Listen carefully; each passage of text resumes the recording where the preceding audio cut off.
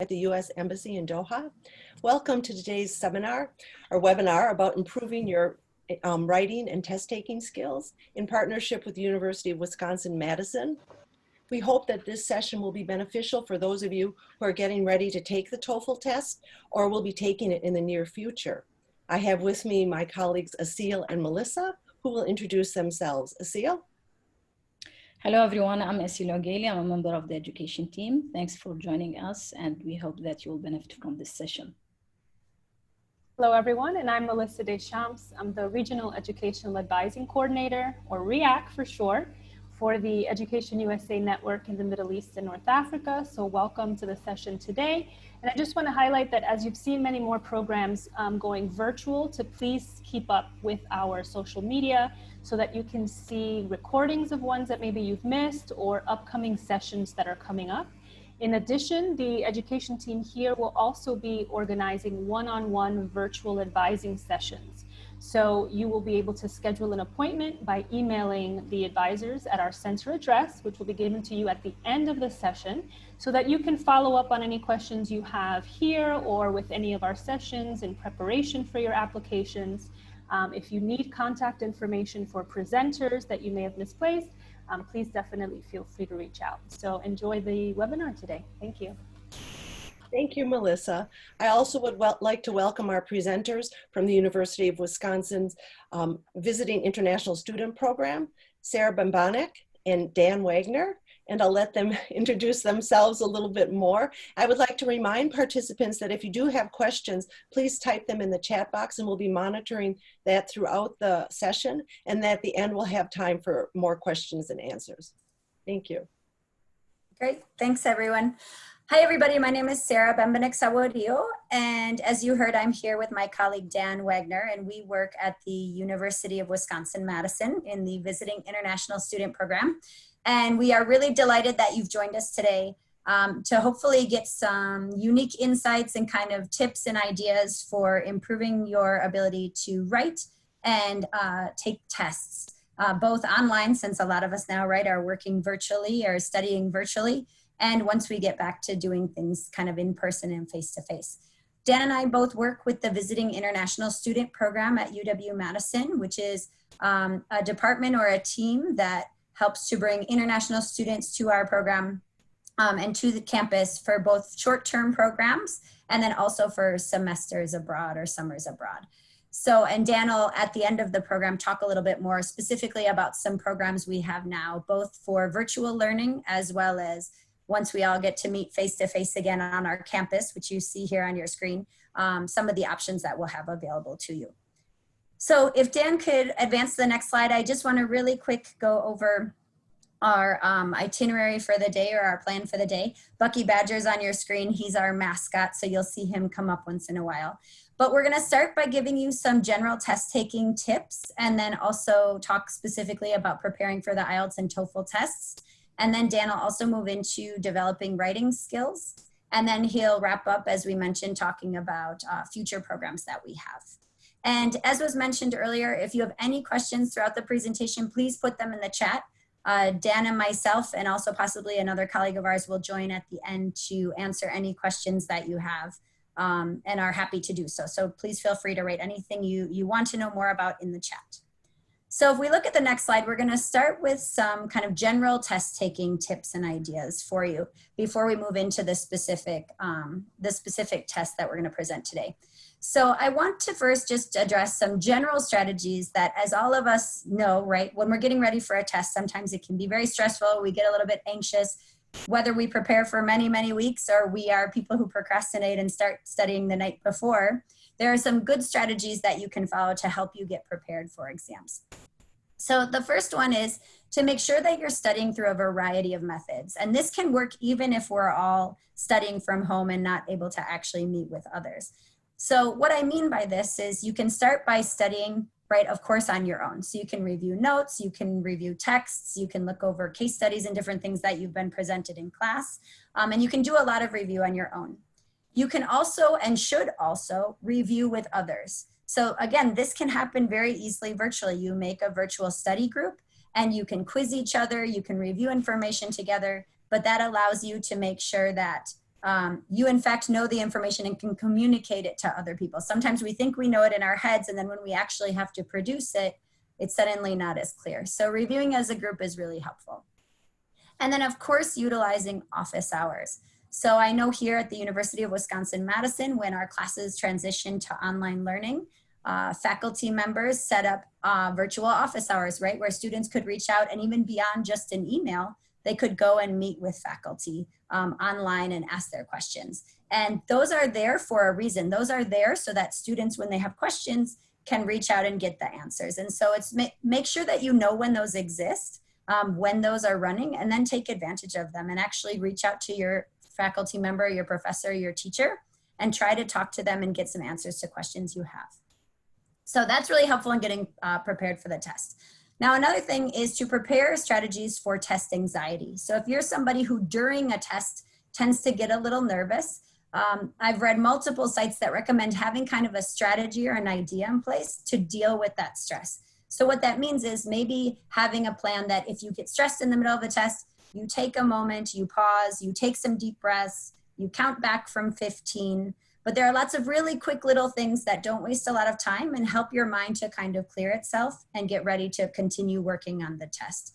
So again, have a few strategies, whether it's taking a deep breath or whether it's counting to 10 and then trying a question again, to prepare yourself in the event you get a little nervous during the test. Now the next is, and this works for both virtual and for kind of in-person tests, when you start a test, make sure you survey the test. So what that means is like scan the test as much as you can beforehand. I know sometimes virtually you can't move forward without having to answer the questions first, but try to kind of get an idea of what the test is like. How long is it? Are there sections that are maybe going to be harder for you than others, and kind of plan for that? Make sure you know what kinds of questions they're answering, what material is covered, so that you kind of know what's coming up. Don't just start with all the questions without knowing how much is coming or what is coming next. Next, jot down important information first. So sometimes tests will require things, right? In particular, things like math or some sorts of sciences will require formulas or equations that you'll need to use during the actual test itself. So when you receive that test, or when you start that test, have those things written down or write them down immediately on the test so you don't forget them and you don't have to worry about remembering them when you're trying to actually do the calculations. So it always recommends writing down important dates, important formulas, important equations right away, so then you can just refer to them during the test rather than trying to remember them in the middle. Okay, next one. This seems very obvious, but it's funny how many times, and I even remember when I used to take tests in school, if I didn't always read the instructions, there would always be a time when I would get something wrong, not because I didn't know it, but because I didn't read the instructions. So make sure you read all the instructions carefully and you know what you are supposed to do, how long your answers are supposed to be, all of that sort of information first, so you don't lose points on little things that you actually knew but just didn't complete because you didn't read the instructions. And then the last one kind of goes along with that surveying the test. Make sure you manage your time. So if you know there are sections that are hard and you're someone who likes to kind of do the hard parts first and get them out of the way, do that. But also keep track of your time, right? Don't get so stuck on something that's difficult that you lose track of time and aren't able to finish everything you need to finish before the test is over. So manage your time wisely. Okay, let's move on to the next slide, which these are some specific suggestions of taking tests from home, since right now, of course, a lot of us are doing that. So the number one thing to keep in mind is, of course, check your computer and your testing platform first. So what I mean by this is, right, make sure your phone is, or I'm sorry, your computer is plugged in. Okay, I don't know how many times I've been in the middle of a meeting and I've forgotten to actually plug in my computer, and then my computer dies halfway through the meeting because I forgot to plug it in first. So make sure you have any other extra windows closed so that it's not slowing your computer down.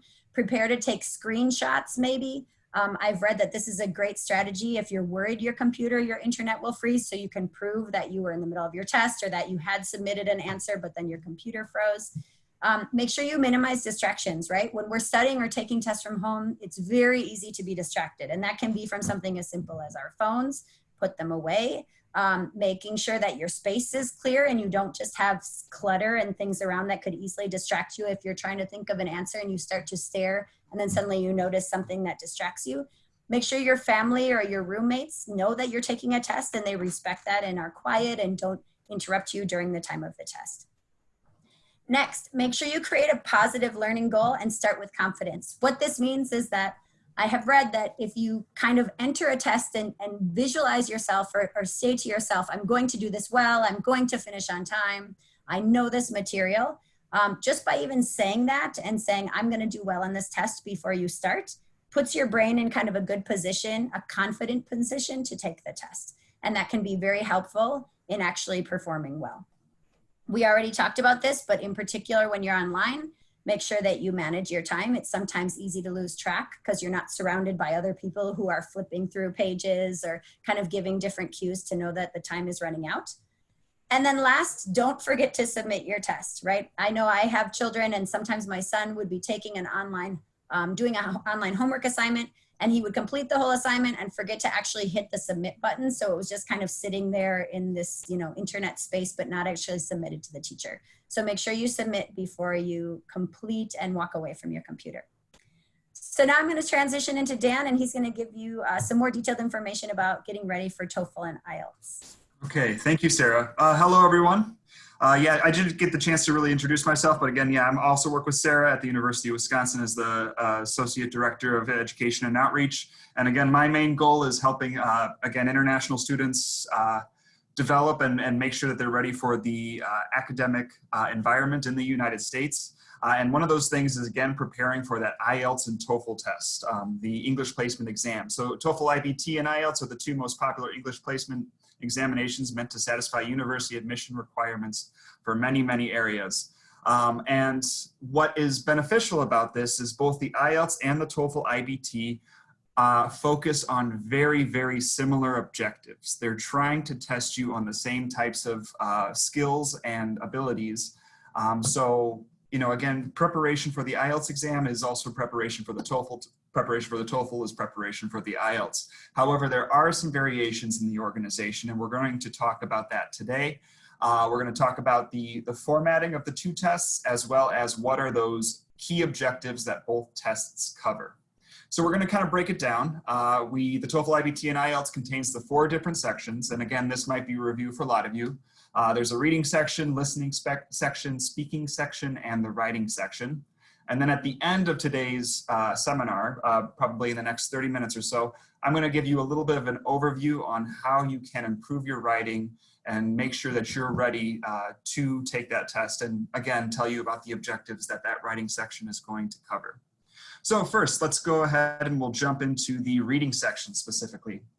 Again, as you can see here, these two tests both have very, very similar organizations in the sense that you are going to be given a variety of academic articles that you will need to read through very quickly and respond to questions, both multiple choice and short answer at the end of it. And again, with these, both tests are going to focus on giving you academic topics. So you might read something that has to do with psychology, education, government, engineering, science. Again, it could be a variety of things. But then after that, so for the Ielts, you'll have 3 academic articles, 10 to 15 questions per article, and then multiple choice and short answer. And similar to the TOEFL IBT, 3 to 4 academic articles, about 10 questions per passage, and then the exam contains both multiple choice and short answer questions as well. So again, very similar. Now, what are these tests looking for? Whenever you take this test, they're going to be looking for these types of objectives along with some other ones. The first one is understanding the main idea. Are you able to effectively find the thesis statement or the main idea behind the passage? Can you look at each individual paragraph and determine what is the meaning of that paragraph and what is the purpose of that paragraph? So are you able to look at that topic sentence and the supporting evidence and understand why that paragraph has been included? The other thing is determine where specific information can be found. One of the big important things about these exams is they don't expect you to read every word. They aren't testing your ability to read every single word in the passage. They're testing your ability to be able to effectively find information using paragraph organization, writing organization, and context clues. So determining specific information, that would rely on your ability to, again, determine what is the meaning of each paragraph and then be able to find that information within the paragraph that you're looking at. Other things too, they're going to be looking at your grammatical understanding. Can you look at transitional adverbs and understand the flow of sentences? Big one is, this is also important, is that the tests are structured in a way that you are not supposed to understand every word. Again, they are not testing your ability to know a bunch of definitions in English. They're testing your ability to be able to use surrounding clues in sentences and with surrounding definitions, and again, based on that organization, to determine what a word would mean. A great way to practice is, again, reading passages, finding words, not necessarily using a dictionary, but again, trying to guess what that word means using the context clues. Other ones include using context to determine meanings from simple words, answer and inferred questions correctly, and determine the tone and purpose of a sample of writing. So again, these are some of the main objectives that both the Ielts and Toefl tests are going to be focusing on. Your ability to read effectively and quickly, and again, fill in the information that you don't know using a variety of reading skills. Next section is the listening section, Ielts and Toefl, and very similar to the reading section. You're going to be giving various forms of conversations and monologues, and many of these conversation and monologues are going to be academically driven. You might hear conversations between a university professor and a student, or two students talking about an assignment, or a university professor simply giving a lecture. These conversations are going to range from very, very, very casual conversations between two friends, all the way up to, again, having a university professor lecture about an academic topic of some kind, and then you will need to respond. So part one includes that casual conversation for the Ielts. Part two, monologue from a speaker. Part three is that academic conversation. Again, focusing on academic topics of engineering, science, history, biology, health sciences,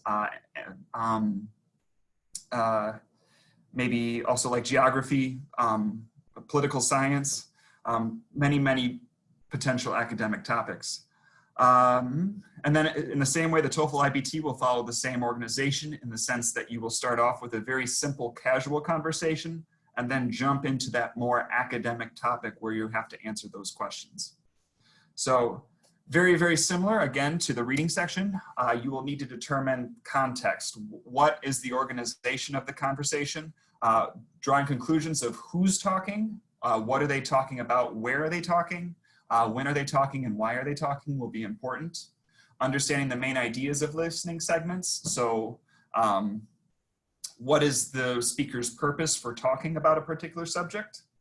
Then it is also specific, can discuss specific grammatical concepts, like, for example, listening for contrary meanings, listening for expressions of agreement, uncertainty, and suggestion, understanding negatives, things like listen for idiomatic language. So for example, you might hear somebody say, oh yeah, I took a test last night. That test was a piece of cake, a piece of cake. Now, what does a piece of cake mean? A piece of cake will mean it was easy. It was a very easy test. That test was a piece of cake. So again, listening for idiomatic language, and sometimes I would recommend taking time and looking at common idiomatic expressions in English to prepare for this test, because there will be a few questions within these two tests that cover those types of subjects. The next thing is distinguishing between minimal pairs. And this has to do with pronunciation. For example, can you distinguish between, a common one is PB, so like distinguishing between pat and bat, or another thing that's very, very common is TH and S, so thing, sing. Can you distinguish between those two sounds and understand what the word means? And again, that'll come up in the speaking section as well. And the last one, again, is understanding that academic vocabulary, taking words from the academic word list, and making sure that you understand these subjects. All right, So this gets into the next section, the speaking section. And again, there is some variations in how the two tests are structured. With the Ielts, at least before the time of coronavirus, and I believe it still is the case now, but the Ielts test, you do sit down with somebody who will assess your ability to speak. You will sit down with an interviewer who will ask you questions, and you will need to make responses to those questions in a variety of ways. For the Ielts test specifically, the first one is again very, very casual. First part, they will ask you questions about what is your major, what made you decide to go to the United States, where are you from, tell me about your hometown.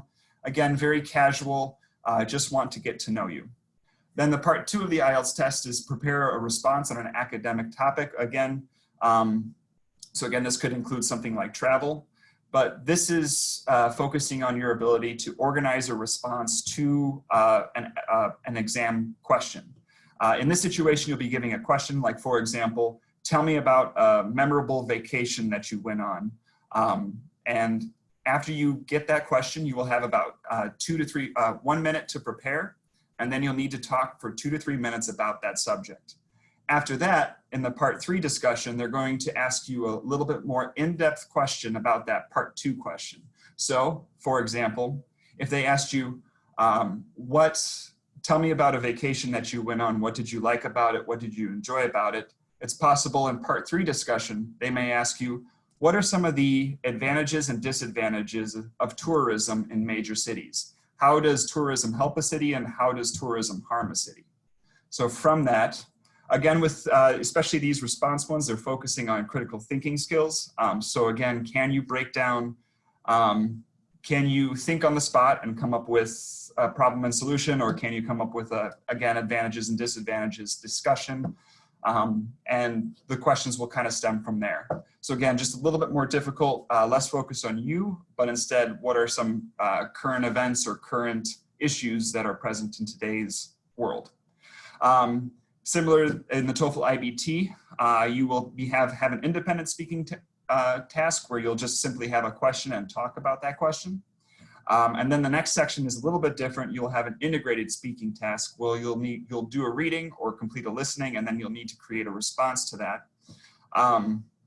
And your responses will be recorded. Now, what are they looking for? In this situation, the assessors are looking for these various types of objectives. So first off, grammar. Some of the most common mistakes that I've heard whenever I've been doing variations of the speaking assessment is things like, oh, tell me about a vacation that you went on. Oh, last year I go to Canada. That's a mistake. The verb tense is wrong. Last year I went to Canada. Again, talking things about maybe subject-verb agreement, as well as, for example, my mother, she enjoy cooking. She enjoys cooking. Again, adding that S on because it's that third person. The other thing is again, listening for that pronunciation exercises. Does pronunciation impede understanding? Again, a very, very common one is the difference between S and TH. That's very common for many students coming from various countries. So the difference between sing and thing. BP is very, very common.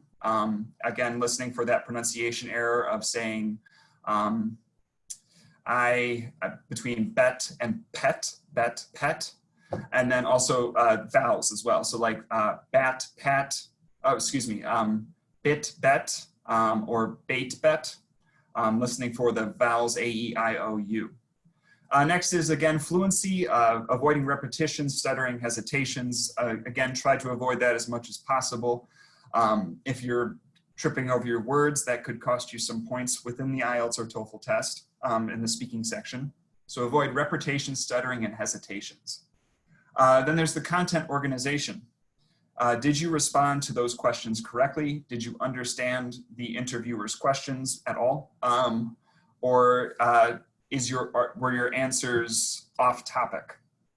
So again, maybe listening for the interviewer's questions, or maybe practicing with a partner to prepare some responses to questions that could be answered during this interview during the interview process might be a useful use of your time. Next to, again, if using casual conversation is great, it can help with fluency, but also make sure that you're incorporating some words from the academic word list, again, more higher end vocabulary. And again, that just takes preparation. You can find variations of casual conversation and academic conversation. And again, maybe looking up the academic word list and seeing what types of words are being used would be a good way to prepare and get ready for the speaking test specifically. So now we're going to jump into the writing section. And I want to talk just a little bit about the basic organization. Again, Ielts and Toefl offer the same types of organization. This is a writing style that's very, very similar to what you would see in universities in the United States. It basically follows the same organization. It's just simply the organization that's followed in academics in the United States. And I know it's sometimes different in other areas of the world, but if you're preparing to come to the United States, preparing for the IELTS writing test will help you prepare to also interact in a US institution or in a US university. So let's jump in. Really quickly, what also is nice is that these tests also cover kind of the same topics or the same types of information, because again, looking at general academic topics. So whenever you do the writing section, you might come up with questions regarding tourism, technology, transportation, psychology, reading society, business and money, kind of what we were talking about before, health sciences, crime and punishment, art. And what's useful is that preparing responses to these types of questions and making sure that you have vocabulary and words that are within each of these types of sections will really help you prepare. So again, as you're preparing your writing, make sure you have responses that cover each of these topics so you can practice using the vocabulary from these particular topics. Another great thing about it is that these tests also kind of cover the same types of essay styles. So many times you'll see writing questions that deal with agree and disagree, discuss two opinions, advantages and disadvantages, causes and solutions, causes and effects, problem and solution, and compare and contrast. So this is it. I mean, again, there's not too many variations to this. The IELTS has graph writing, which is part of it. But if you understand how to write each of these types of essays, you are preparing well for the IELTS and TOEFL exam. So let's take a look at the next section here. So actually, this is a big issue that students can run into is, and again, Sarah talked about it before with understanding instructions. The biggest thing, the most important thing with your essay responses is they have to actually answer the question. And this might seem simple, but it's not always. Many times students will write about something that doesn't necessarily respond to the actual question. So the number one is, what is the topic of the essay? So is it, again, what academic topic is it? Education, art, history, environmental conservation, government. And then your next question is what type of essay is it? Problem and solution, cause and effect, advantages and disadvantages, and so on. All right, so keep these in mind because I am going to actually roll it over to you, and I'd like to hear some, or not hear some responses, but go ahead and use the chat and type your responses in. I want to know two things. I want to know what is the subject, and two, what type of essay is it? So here is the first one, and you can go ahead and put your answers in the chat. Some people claim that the government should provide free healthcare. Others think that the government will not provide the most innovative methods of treatment, and it's better to invest those funds in education and culture. Discuss both views and give your opinion. So take just a few minutes now, read it, tell me what type of essay is it and what is the topic.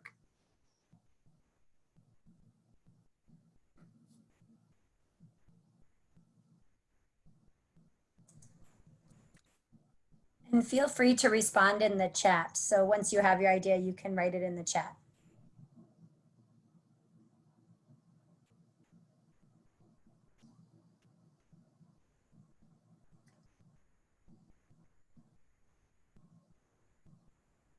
Okay, do we have a couple responses? Yep, so some people said opinion. Looks like quite a bit of an opinion or discussion. Okay, so this is my second question. If I write this paper and I only write about my opinion, did I respond to the question? Yes or no? If I only write about my opinion for this question, did I answer the question? Yes or no? They're saying no. No, yes, exactly.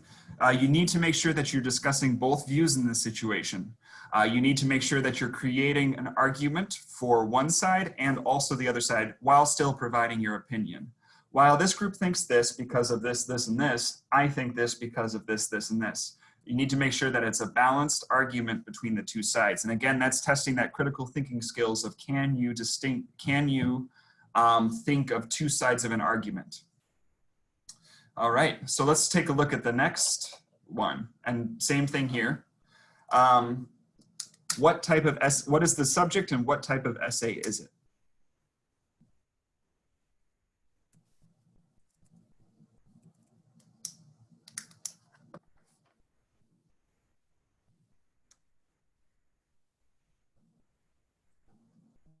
Yep, feel free to write your answers in the chat. Well, actually, maybe go ahead and just think to yourself. Again, we're kind of running out of time. Yeah, so in this situation, it is a problem and solution essay. We're looking at solutions to the problem. And yeah, excellent. All right, so let's actually take a look at an actual essay here and break down some of the structure a little bit. So the question is, in spite of the many advances women have made in education and employment, they continue to be at a disadvantage when it comes to pay and promotion. In your view, what should be done to promote equality of the opportunity for men and women in the workplace? Now, here's my question. Do I need to talk about the problem at all? Yes or no? Do I need to discuss the problem in my essay?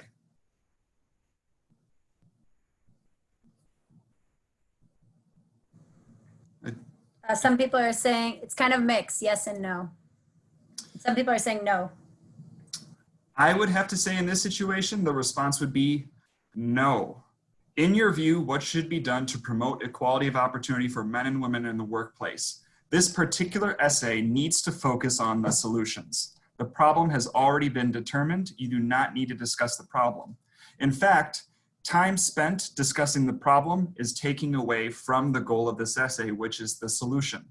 So paying attention to the vocabulary and word use in the question is very important because this particular essay wants you to simply come up with solutions to the problem.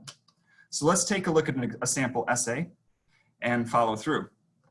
So I like to do color coding. Again, we're going to kind of break down each structure, but we have here a response to this question. And we have the basic organizations of introduction, body paragraphs, and conclusion. So let's take a look first at the introduction, that very, very first section. So the introduction contains two parts. First off, tell the reader what the topic of the paper is about by restating the question. Do not copy the question. Again, the reader, the assessor, the person reading your paper is looking for your ability to understand the question. And the best way to do that is to paraphrase using other words and phrases to create that sentence. After that, we need the thesis statement.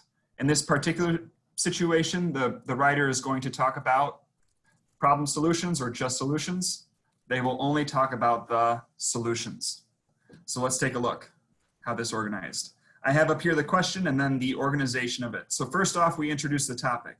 In many parts of the world, there is now a greater equality between working men and women. Nevertheless, women still tend to earn less and enjoy fewer promotions than men. So that's the topic. That's the problem. Then we jump into the thesis statement. And the thesis statement, we're talking about only the solutions. So some would argue that the situation will correct itself over time. However, in my view, there is much that can be done to address the problem constructively. So we're going to talk about how do we address the problem. Now, with the body paragraph, again, this is a topic about solutions. So how many solutions is the writer covering? How many solutions is the writer covering? We have 3 main body paragraphs, and each individual paragraph covers one solution, and then provides details and examples to support that particular solution. Again, the test is looking for your ability to break down a problem and really produce a well thought out solution by providing what are the advantages of it, what is bad about it, and what are the results of it is the big part, is understanding if we do this, then what will happen from that point on. So again, looking at your ability to support a solution, not just throw solutions around. Many students throw like 5 solutions and they don't give any support for their solutions. If you're in a situation where someone wants to solve a problem, they want to know details and why it's a good solution. So the body paragraph, we have the topic sentence, helps the reader understand the topic of the paragraph and the details. The details includes information that supports the topic sentence, which is the definitions or examples. So we have, again, our main idea here, restates the purpose. What is the purpose of the paper? It's to provide solutions. Solution 1, solution 2, and solution 3. One possible approach would be for government to enforce employers to promote the same numbers of men and women and to pay them the same salaries. One would be for the government to hire people and become an example for companies hiring men and women in the same, offering the same equivalent work and pay and promotion opportunities both to men and women. And then 3, to encourage equality, things should be public. Companies should publicize their figures of rank and how men and women compare, and that would keep them accountable to make sure that they're maintaining this balance. So again, we provide that support for each of these solutions. This one has a negative. This would be seen as excessive and difficult to enforce.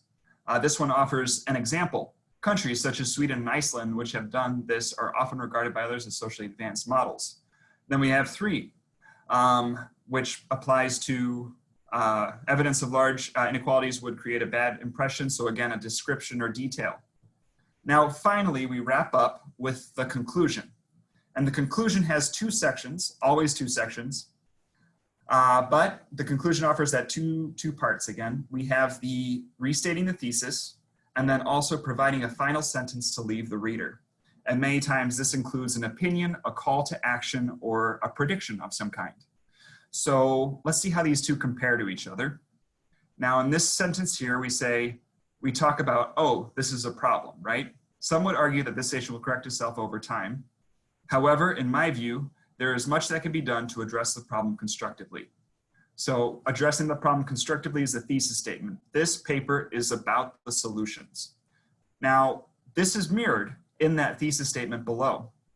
Again, we have in this one, they mention the problem and then focus on the solutions. Does the same thing happen in this sentence here? It is true that the problem of gender inequality in the workplace will probably not be solved quickly. However, there are solutions to correct this problem. Same organization as that thesis statement above. We mention the problem, focus on the solutions. Then finally, we have the last section here, which is that call to action, prediction, or opinion. Now, what I'd like you to do, I'd like you to go ahead and put in your chat, how does this paper end? Is it a prediction, a call to action, or opinion? How does this writer end the paper? Prediction, call to action, or opinion?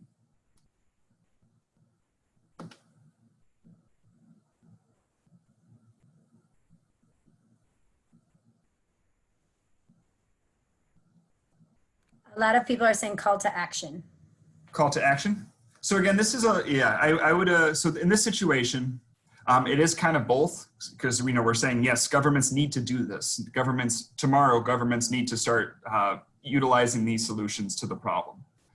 So yeah, very similar. In this situation, I might accept that this is both, in a way, a call to action, but also an opinion as well, because government should encourage change by showing the way forward and taking advantage of the need for companies to present themselves as fair and reasonable. So using government should, it's call to action, opinion, I would kind of combine the 2, but using should is also an indication that it is an opinion as well. So yeah, I would accept both answers in this situation. All right, so let's see. So again, as far as your papers go and what they're looking for, does the essay answer the prompt? Did you write about the problem when you needed to write about the solution? Or did you only write about the solutions like the essay asked? Did you discuss both sides of an argument, or did you just discuss one? Is there a clear organization? Introduction, body, conclusion, background, thesis, topic sentence, support. Do the body paragraphs have a topic sentence and clear definitions and examples? Yes or no? And then is that thesis statement restated in the conclusion? You follow this type of organization in most writing. Now, also too, there's also grammar as well. And again, to focus on grammar and make sure that you're ready, big thing is punctuation, periods, commas, semicolons, colons, when to use them, when to not use them. But, you know, in this situation here, you would run into some problems. Because it is cold, I will wear a coat. This is wrong. Because it is cold is a subordinator. If it comes after the main idea, you need to, it's no comma. If it comes before, you need to include that comma. If you don't include the comma, this will cost you maybe some points or it will be deducted from your overall score. Are all sentences grammatically correct? Since I have no money. Again, we can't just have this standing on its own. We need to get rid of since because it's not a complete sentence. We need more information if we use the word since.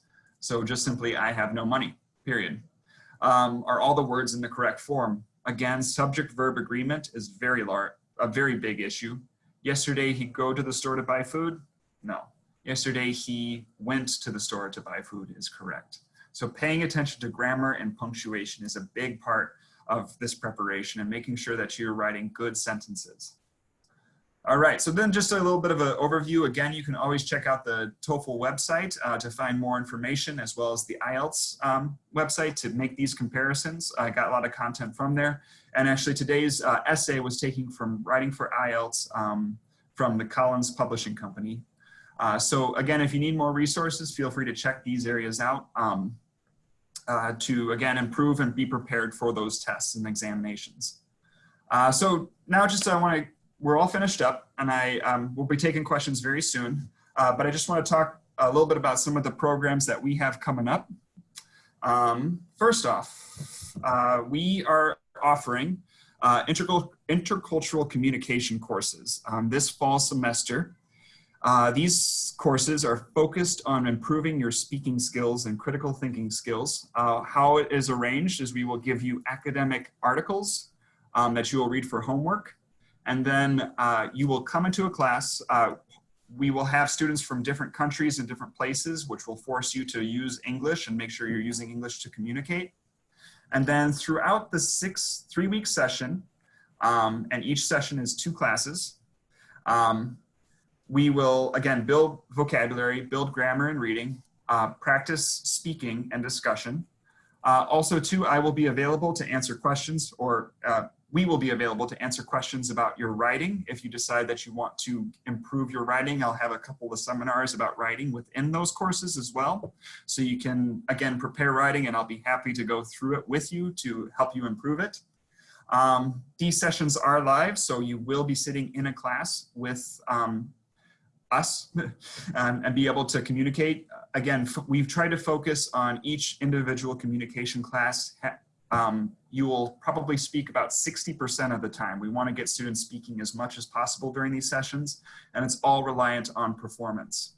Again, intermediate plus English level required. So at this point, if anybody here is preparing to go to the United States and you're diligent about studying English and getting ready, we invite you to join these sessions. So yeah, intermediate and up.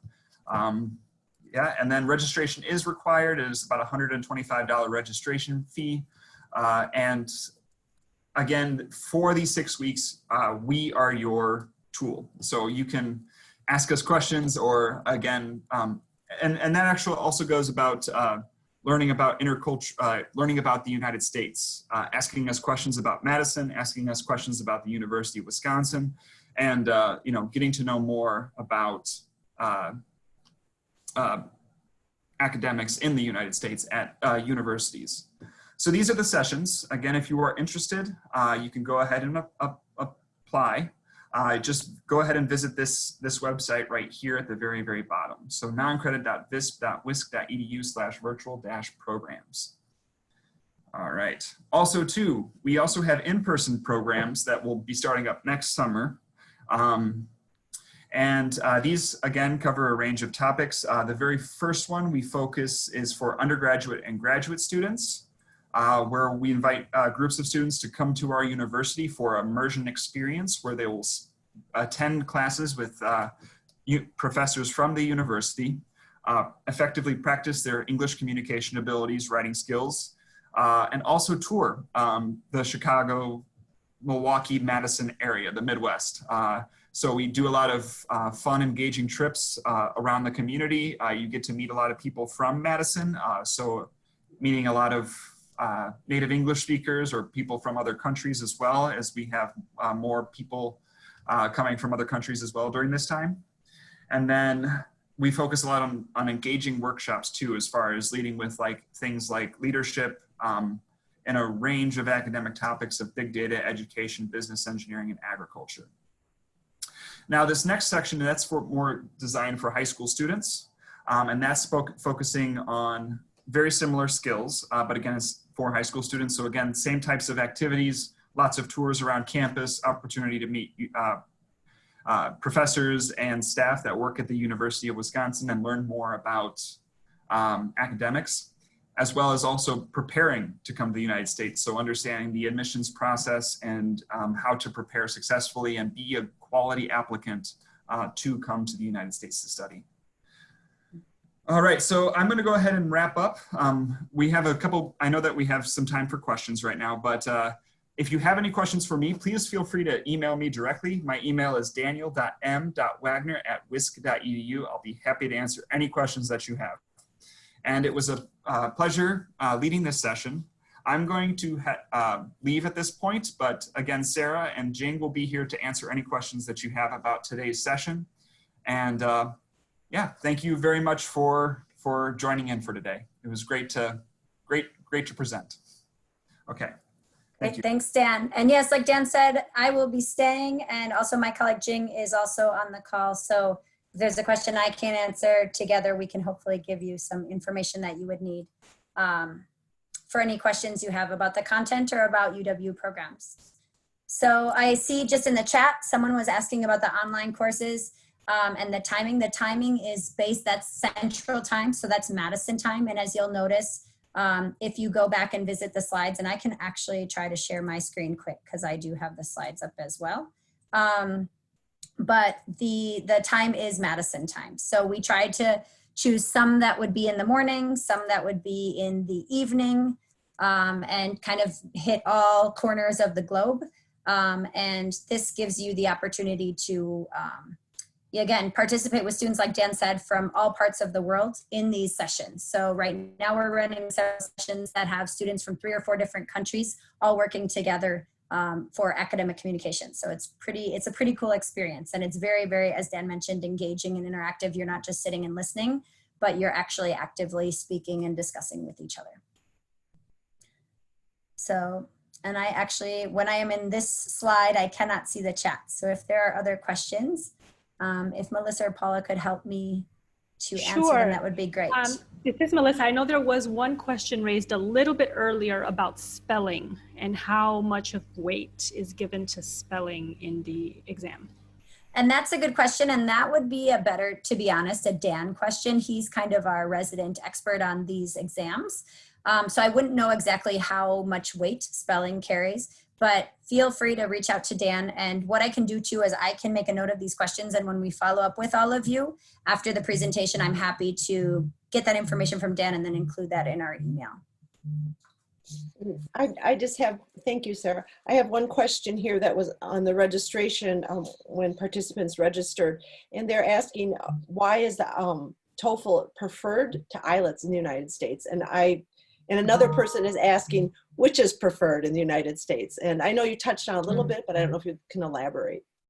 Yeah, and that too, that would be a question Dan can answer. I know a lot is just dependent on the It just is dependent on the institution. I think Melissa alluded to that too in the chat at some point, you just need to kind of see which one is preferred at your institution. So it might be that one, that they're both acceptable at some institutions. One might be preferred over another at a different institution. So that would also be a good question. Dan might be able to shed some more explanation as to why. But I think if you're more important even than why is just look at the institutions you're interested in applying to and find out what they prefer. And then obviously prepare for that particular exam. But as Dan mentioned, they're quite similar in their layouts. So I think as a general rule, just preparing for one or the other will help you prepare for both. And just to add on to what Sarah is saying, I personally have noticed that the most institutions in the US accept Toefl scores. If you're ever in doubt, I don't think it's wrong to take the Toefl test. But like Sarah said, definitely check with the institution that you're hoping to apply to and see which exam scores they accept. Thank you. Melissa, I don't think there were other written questions, but I'm wondering if any participants would like to ask a question. We can unmute some microphones here.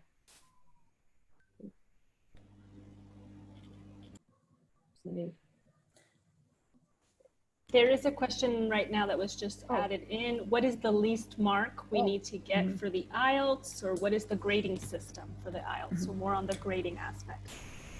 So if you actually, and what I can do is I included in the chat a little bit higher up information about practice tests. And we can also, when we send that follow-up email, rather than trying to kind of explain it here without a visual, there are explanations on both of the websites for Ielts and Toefl about kind of the rubric that they use when they're assessing speaking and reading and writing. So what we can do is when we follow up with all of you, we can include some links to those rubrics so that you can see kind of what a intermediate speaker or writer or reader would be like and kind of what they would be capable of doing. And you can look more at those and it would be a lot more helpful than me trying to just kind of verbally explain them. But I'll include links so that you can review. And then if you have further questions specifically about what, this particular tier of grades looks like, then you could direct those specific questions. Thank you. Great. Thank you. There was also a question about, let me see. The use of contractions in the exam as well. Yeah, so you guys have such great detailed questions. It's so neat to see everybody engaging. So I think as a general rule, when we're writing for academic purposes, we try to avoid contractions. So I would say that that's just kind of a general academic writing rule. And so I would think that that would be the most appropriate thing to do, is to avoid contractions when you're writing on written tests as well. Does the test have a limited time? It does. There is a time limit on the test. So if I may, there were some questions in the registration when people registered for the session. They were like not related to test taking as much as to your university, related to financial support, aid, scholarships, graduate studies, and postdoctoral studies. So just to give you kind of some general information without knowing specific questions per se. So UW-Madison, we do have 267 master's and doctoral programs. So we offer more opportunities for graduate study on our campus than undergraduate study. We have about 232 undergraduate majors and certificates or minors. And so as far as graduate work, there is a lot of opportunity here. We do have a graduate school that would be able to provide a lot of information. And I don't know, Jing, if you would be able to look up quick the link to the UW Graduate School and stick it in the chat. But they would be a great resource for you. They have advisors that could give you more information and ideas of funding. As far as scholarships, I know that at the undergraduate level for international students, there, to be honest, are minimal scholarships provided by the university. Minimal to, very, very, very few that we are aware of. But there always is the opportunity for private scholarships. And if you were to apply to UW-Madison, we have a website called WISH, which I think is the Wisconsin Scholarship Hub. And this, once you would register, even if you decide not to ultimately come to UW-Madison, if you apply and get accepted, you get a link to this WISH website and you're able to log in, and that's a list of scholarships beyond just what's provided by UW-Madison. And so you could go there, and there are often international student opportunity, private international student scholarships that you could look for through that and see if there's any possibility of funding. But I know just the university itself doesn't tend to have international student scholarships. So let's see, go ahead. There's a good question here about the timing of when you should take the test. Should you take it the year before you're going to university? Can you speak a little bit about when's the best time to take the test? Jing, do you have any insight on that at all? So my understanding is that the sooner you're able to take it, the better, because for these tests, you can take them multiple times in case the first time you don't get a grade that you like. You know, the suggestion is if you're able to prepare earlier, it would be better. Thank you. Let's see, and then IB test. Is the IBT test preferred to the paper delivered test?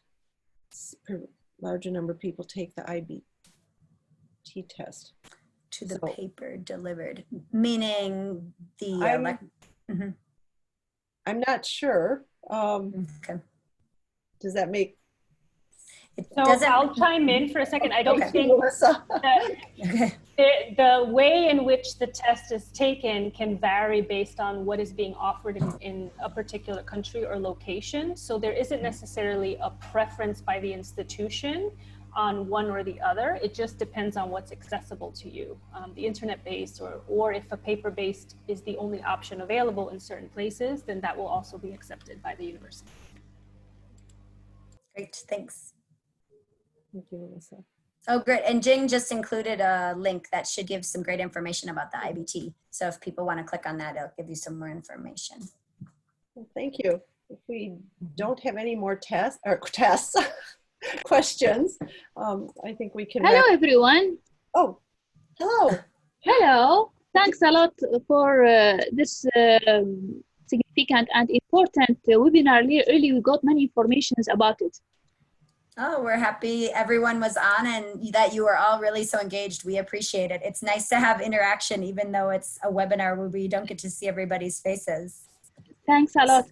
I have really some important questions about the thesis related to both Ielts and Toefl. How we, according to your long experiences in this field, so how we can reduce the anxiety that which make confusion during doing any exam and cause problems, damage to the behaviors which affect directly upon the score that we get. In addition to that, how we can manage our time. This is important. If there's any practice, any lessons, how we can managing our time before we go to exam, and how we manage, for example, sometimes the exam took about 4 hours or more. So how we can do that? And also I have another important question that most people put in their minds really about both Toefl and Ielts. How we can, if there is any formula or any equation that we can make the similarity or relation between the grades in both Toefl and Ielts, and both vice versa. For example, if it is 5 Ielts, so how would be Toefl? This is important one. We want to know because some of our educations need, our universities need Ielts, or sometimes need Toefl, or maybe both. So sometimes needing to make the correlation about the scores, how we can inform us about the formula to know. For example, if I got 5 or maybe 6 in Ielts, what will be the score arranging to it in Toefl? Or in Toefl, for example, I got 70. What will be in Ielts? Because this is important to us as students that we need, especially whenever we are want to go abroad and study for our majors. excuse me. So, sorry. So I heard a couple questions. Yep, I was just gonna say that Melissa just put in the chat that there is a website that you can click on that will show kind of the similar, like if you get, as you're asking, a certain score in TOEFL, what that would look like in Ielts and vice versa. So if you look in the chat, it has a chart there, and it's a really nice kind of easy explanation of, how to compare the two scores in any particular exam. So that's the answer to that question. And then as far as time management and preparing, I think that the best way to prepare, way up kind of towards the beginning of the chat, I put a link to the Ielts practice exams. And I think a really great thing to do is simply to practice. And a lot of those exams, they are timed, so you can restrict yourself right when you're taking the exam. So for example, I know Dan's talked about in our writing seminar, we encourage the students to do 40 minutes of writing because that's what the restriction is in the actual exam. So when you're taking the practice tests, thinking about and working through, knowing you have 40 minutes, setting a timer and preparing yourself that way so that you kind of think about how, if you have to write 4 or 5 paragraph response to any particular writing prompt, how you can divide up that 40 minutes in order to get it done. So utilizing the actual kind of practice tests on the websites of the 2 exams is a really great way to do that. And as Jing suggested, kind of preparing far in advance of taking the test so that then you can take the test. If the score is not ideal, you can review some more and then have another opportunity to take the test later on and submit a score that you actually want to submit to the institution. So I think just utilizing the practice test opportunities online and then following the timed restrictions during your practice test so that you're prepared when you take the actual exam. Yeah, thank you. Just about anxiety, how we can reduce it, because all students become fear, taking horrible whenever before the exam, and all the time thinking about that make to them many issues, especially sleepless, anxiety, so it'll affect upon their disorders in their physiology. So how we can reduce these things according to your opinion? Because we want to know, these are many people asking and students asking about this case that become one of the issues to them, which affect directly upon their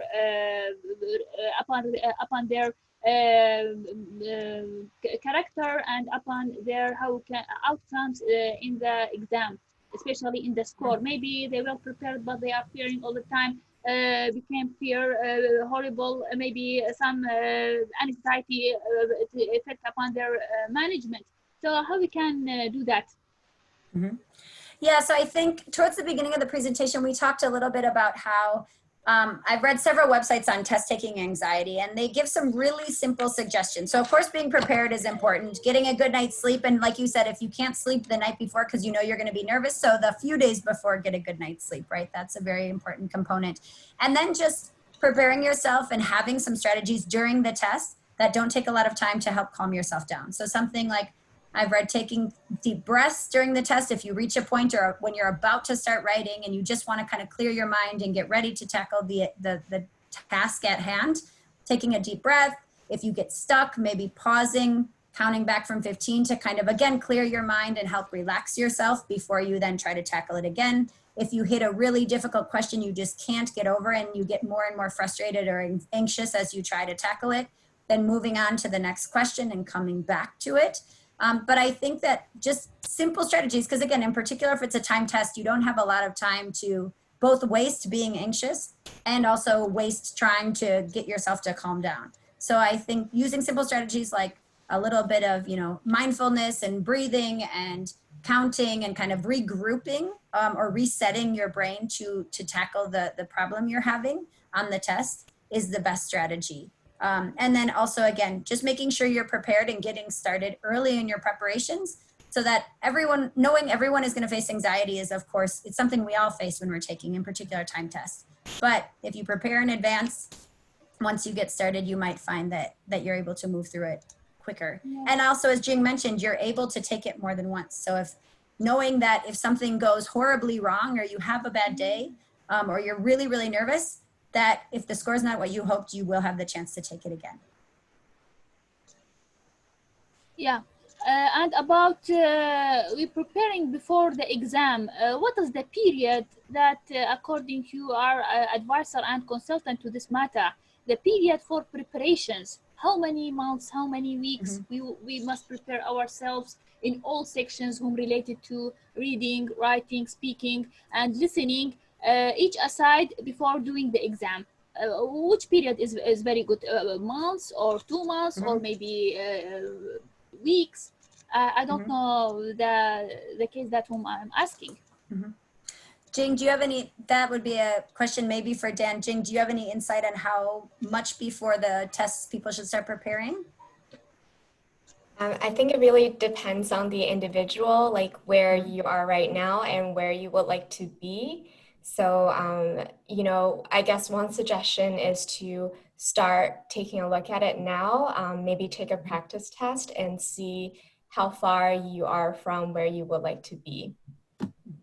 I think that's a great suggestion, right? Every person's different. Some people have more time to devote to studying and can only devote themselves to TOEFL IELTS for several weeks or a month. Some people need to be studying while they're doing other things. So starting just with a baseline, which is where you take a practice test, see what you kind of come out at, and then see how you do. And then, you know, if you have a long way to go before you get the score you would need, or if you're close and you can maybe, you know, limit the amount of preparation you have to have.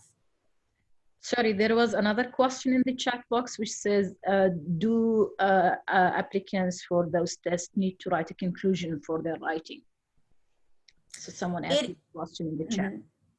Yeah, so if you, Dan in his samples often includes, yes, some sort of conclusion. So that's where we were talking about earlier in the presentation. He talked about, is this a call to action or an opinion?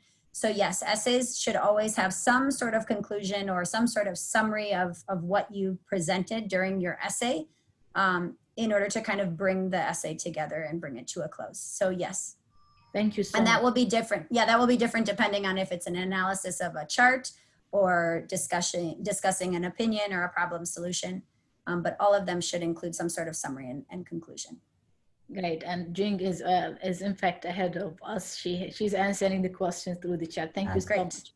So we are like repeating, asking the questions in case that someone has the same question and didn't get the chance to ask them. And for our people also who are watching us live, so these are the questions that were asked. Paula, shall we? Okay. Yeah, I think we've taken all the questions that we have. Yeah. I want to thank Sarah and Dan and Jing for joining us today. As a UW-Madison alumna, I'm very excited to have hosted you. Hey, for this wonderful. webinar. It was really very informative, and I think we had, I appreciated the interaction with the audience. Melissa, do you want to add anything? No, I just wanted to thank everyone who participated today. Again, this was a very engaged group. We really appreciate when you respond to questions, ask questions, and really are involved. It's about helping you get answers to your questions and giving you information that you're looking for. So a huge thank you to everyone who joined today. Again, the recording is available on the Education USA Qatar Facebook page, so you can rewatch it there if you need to. I have put some of the links that we have shared in the chat here, so you can also access them via the chat on the Facebook page. And again, reach out to the presenters with any questions, contact Education USA. The contact information is there on your screen. Schedule time to meet with someone to go through what your options are and what you're looking at. So we are here to help you. So thank you. And if I may mention something as well. So those people who are, because there were also some questions in the registration when people registered about GRE. So we have a recorded session. You can find it on our Facebook page that Melissa shared through the chat. So Education USA Qatar Facebook page is about the GRE test, and another session, it was about TOEFL test as well. And you can benefit from these if you're interested to get more details. It's from ETS representatives, so you can benefit from these. And please feel free to email us if you are interested in a different topic, and if you have any inquiries or any questions. And we are glad that this was useful to you. We hope to see you in future sessions. Yeah, great. Thanks everyone for being so engaged. And if you have any other questions, please feel free to follow up with Dan. And like I said, we'll get together some links and forward them to all of you. Super. Thank you very much. Right. Thank you, you. everyone. Bye-bye. Thanks a lot. Thank you. Really, we got many informations. I appreciate that I joined this webinar. We're Thank so you glad you so joined much, us. and we hope many upcoming events, sessions in the future, and we will join together. It's my glad to be here with you. Wonderful. Thank you, Manal. Thanks a You're lot. welcome. Everyone is welcome.